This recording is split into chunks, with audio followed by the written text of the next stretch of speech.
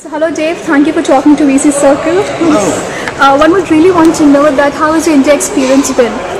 Well, I just recently got off the plane, so I've been here all of maybe 6 hours so far.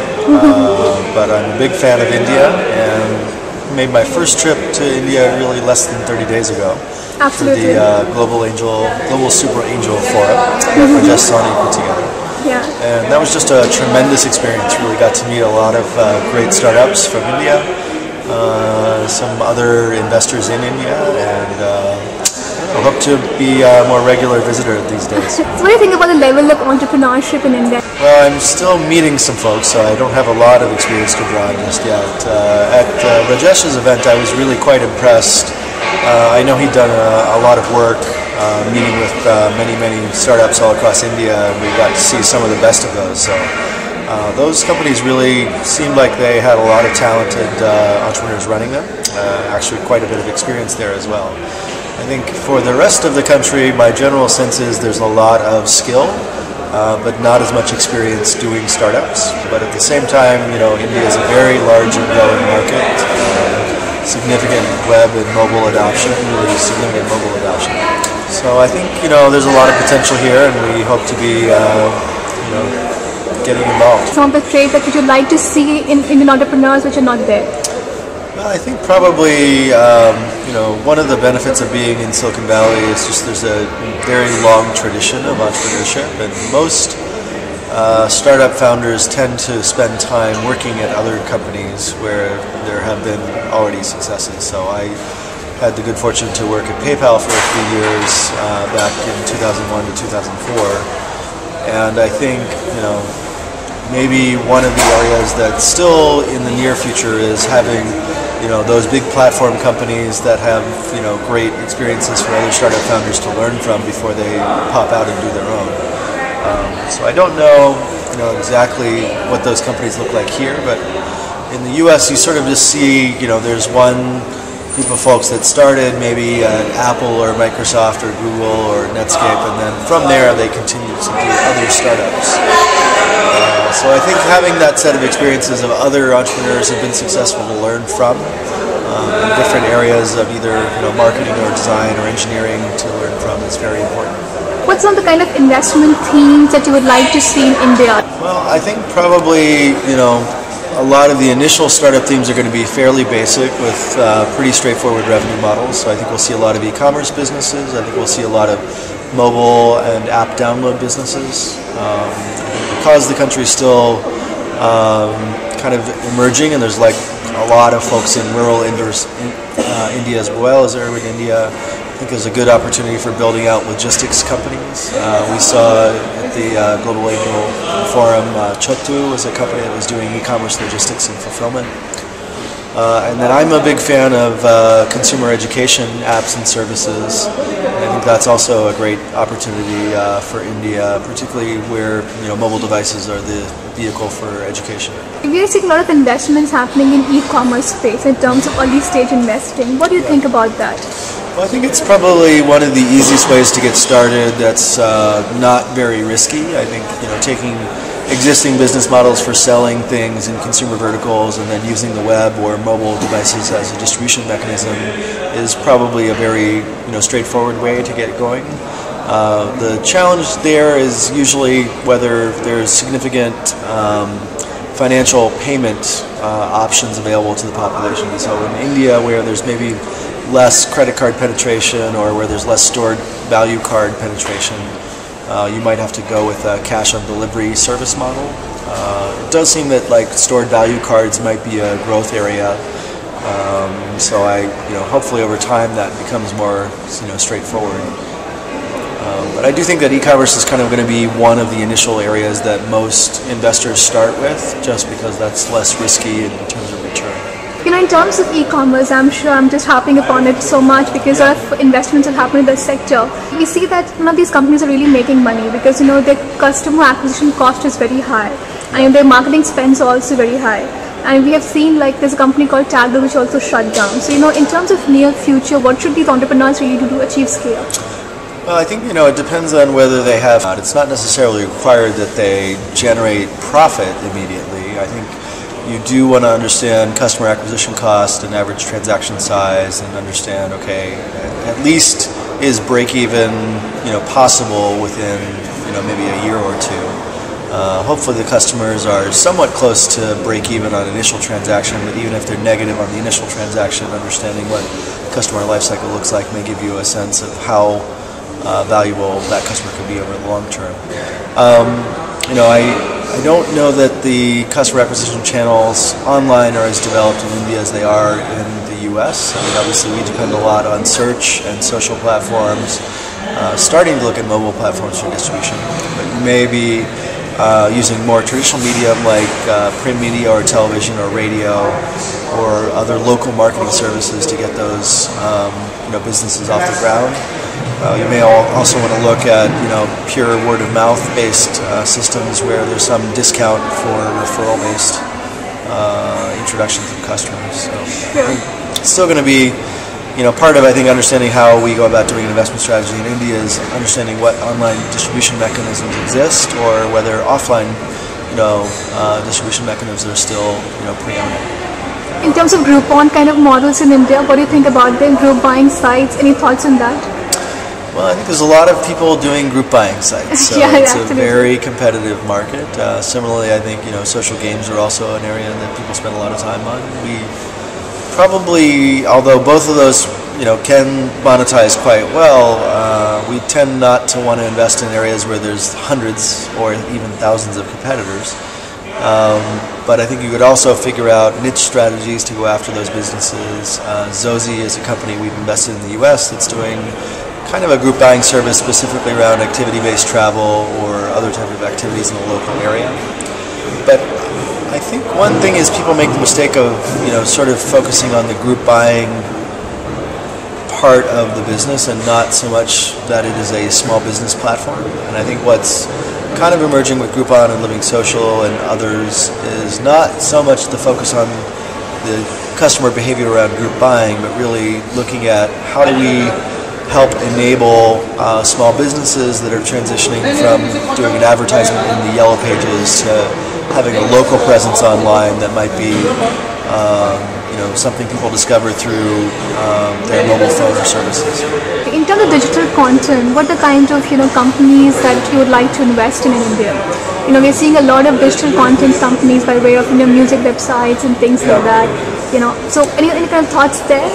Well, I think the caution around content companies is that non-application oriented content is easily copied.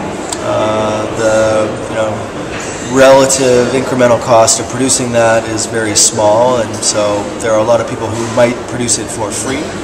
So understanding how you can differentiate and be unique in that content, what types of content might help drive sales of other businesses. So you could be writing about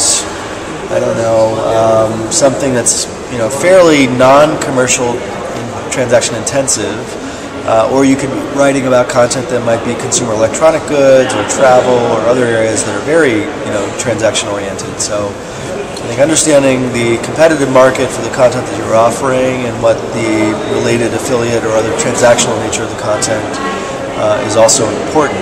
But then I think more and more we want to see not just content businesses, but content businesses combined with some form of defensible technology around application development or other areas.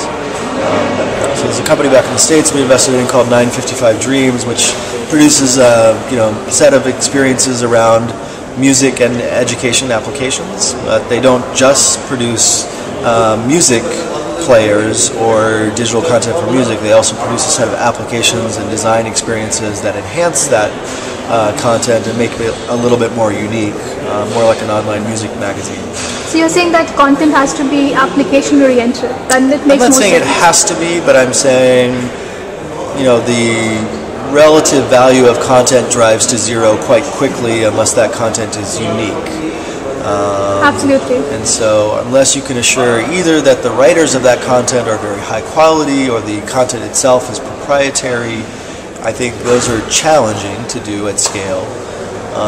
What's a little bit easier is to combine a small amount of technology or application development with content and produce a service that's less explicitly copyable via just bits, and a little bit more unique around a particular application or workflow. In terms of mobile, what are the kind of companies that you would like to see from India in terms of product companies? I mean, mobile is a very loaded term. I think people tend to like to say we're experts in mobile or investing in mobile, and I kind of feel like that's like saying we're investors in air. I mean, like, everything is mobile, so Absolutely. To be suggesting that you're specializing in mobile is to suggest that you're specializing in technology.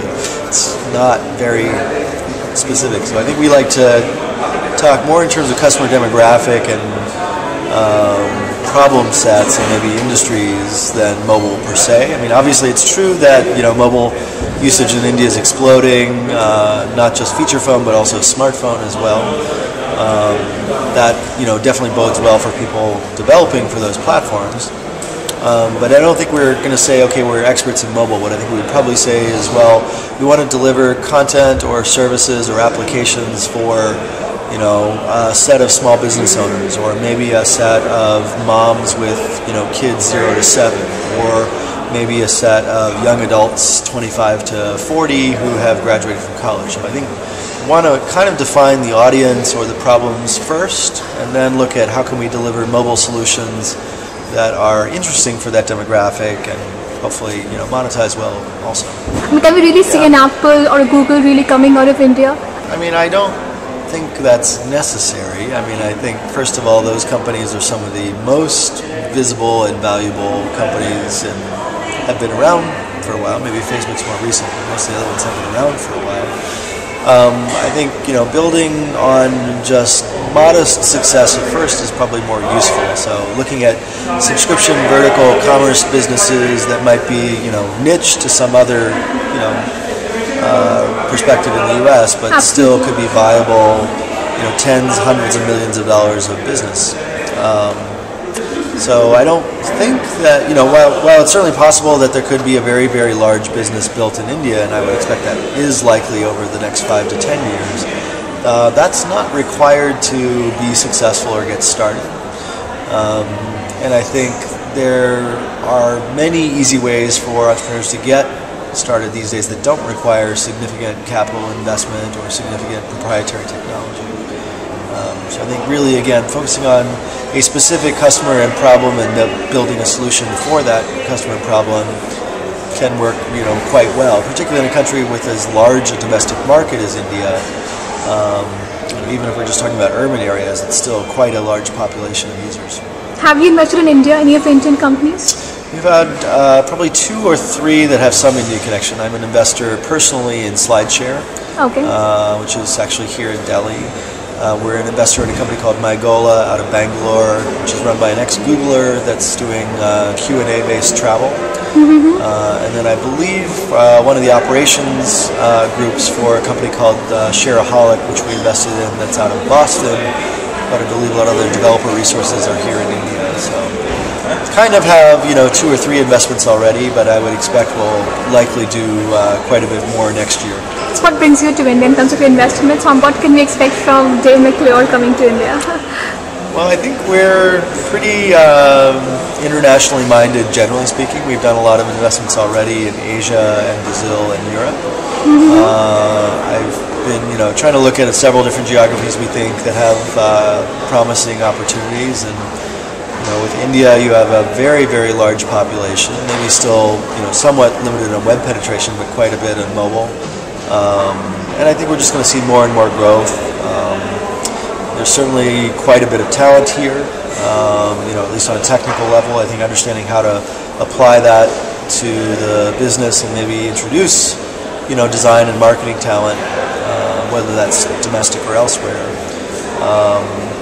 I think there's a big opportunity to, introduce products and services to the Indian domestic market, and I think there's a big opportunity to go after global markets for Indian entrepreneurs. Interesting.